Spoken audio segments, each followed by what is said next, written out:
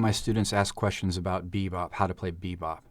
First thing I want to mention is that bebop as a term was coined by critics, not by musicians.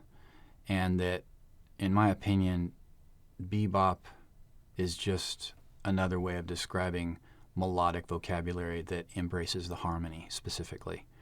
So, for instance, in this cliche that I was playing, over C7, 1, flat 7, 3,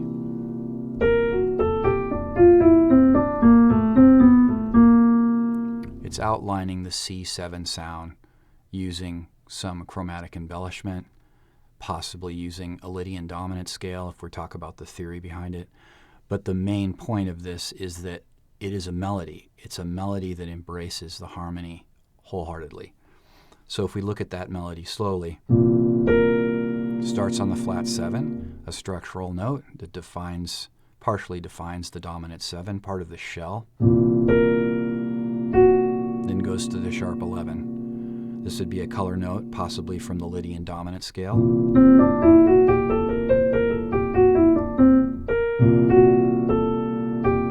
Then we go from the 13 to the 5. 13 to 5 or 6 to 5 is a common melodic motion on any sort of chord.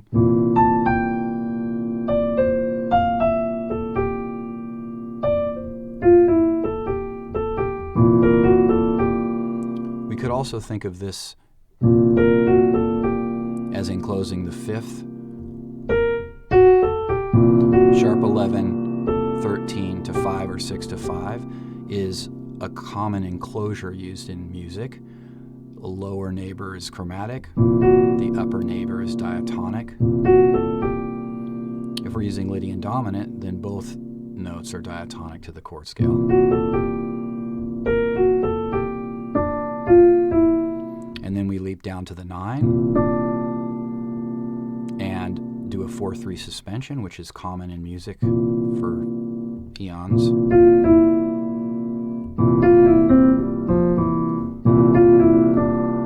So you could also think of this as a diatonic enclosure of the 3rd of the chord. 2, 4, 3, or 9, 11, 3. These notes also come from the Mixolydian scale. So in the middle of this line, we go from Lydian dominant to Mixolydian if we're analyzing it using chord scale theory. Now just root to 9, and then to the flat 7.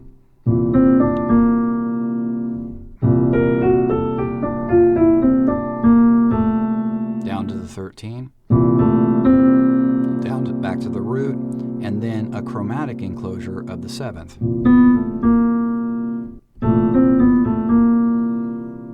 So this is a common type of an enclosure. You could think of it as a chromatic enclosure of the flat 7, half step above, half step below, or you could think of it as a double chromatic enclosure on top and a single chromatic enclosure from the bottom. And so there's a multitude of ways of analyzing melody, but in the end, melody just outlines harmony perfectly. So when we have a line like this and we call it bebop, in my opinion, it's just melody. It's just strong melody that uses chromatic embellishment and can be explained through a variety of common practice analysis methods like enclosures, diatonic enclosures, chord scale theory. But in the end, it's really about learning to hear this as a melody, just like we hear Mary Had a Little Lamb or any other song. This needs to be heard as a melody.